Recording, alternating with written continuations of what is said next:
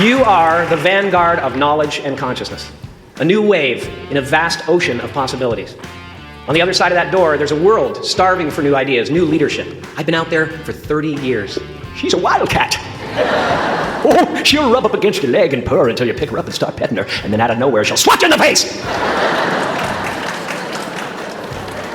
It can be rough out there, but that's okay, because there's soft serve ice cream with sprinkles. I guess that's what I'm really trying to say here today. Sometimes it's okay to eat your feelings. Now, fear is going to be a player in your life, but you get to decide how much. You can spend your whole life imagining ghosts, worrying about the pathway to the future, but all there will ever be is what's happening here, and the decisions we make in this moment, which are based in either love or fear. So many of us choose our path out of fear disguised as practicality. What we really want seems impossibly out of reach and ridiculous to expect, so we never dare to ask the universe for it. I'm saying, I'm the proof that you can ask the universe for it. Please.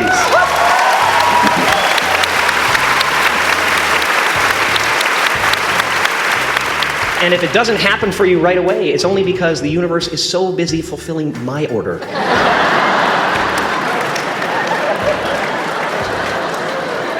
Party size! My father could have been a great comedian, but he didn't believe that that was possible for him. And so he made a conservative choice. Instead, he got a safe job as an accountant. And when I was 12 years old, he was let go from that safe job. And our family had to do whatever we could to survive. I learned many great lessons from my father, not the least of which was that you can fail at what you don't want. So you might as well take a chance on doing what you love.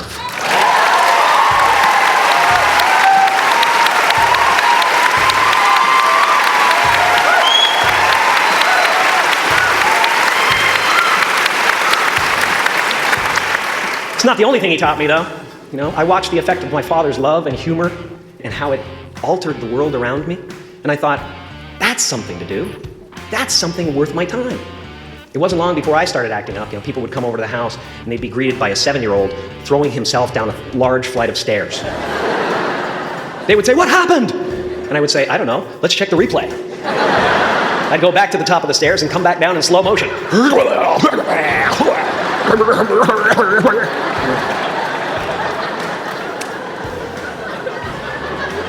It was a very strange household. My father used to brag that I wasn't a ham, I was the whole pig. And he treated my talent as if it was his second chance. When I was about 28, after a decade as a professional comedian, I realized one night in LA that the purpose of my life had always been to free people from concern, just like my dad. And when I realized this, I dubbed my new devotion the Church of Freedom from Concern. The Church of FFC. And I dedicated myself to that ministry. What's yours? How will you serve the world? What do they need that your talent can provide? That's all you have to figure out. As someone who's done what you're about to go and do, I can tell you from experience, the effect you have on others is the most valuable currency there is.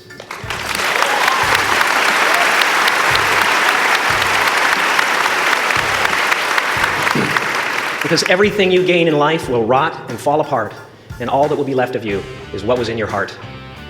My choosing to free people from concern got me to the top of a mountain. Look where I am. Look what I get to do. Everywhere I go. I'm going to get emotional because when I tap into this, it really is extraordinary to me. I did something that made people present their best selves to me wherever I go.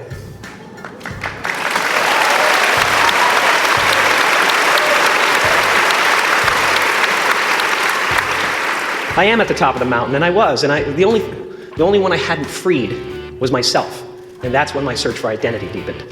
I wondered who I'd be without my fame. Who would I be if I said things that people didn't want to hear? Or if I defied their expectations of me? What if I showed up to the party without my Mardi Gras mask and refused to flash my breasts for a handful of beads? I'll give you a moment to wipe that image out of your mind.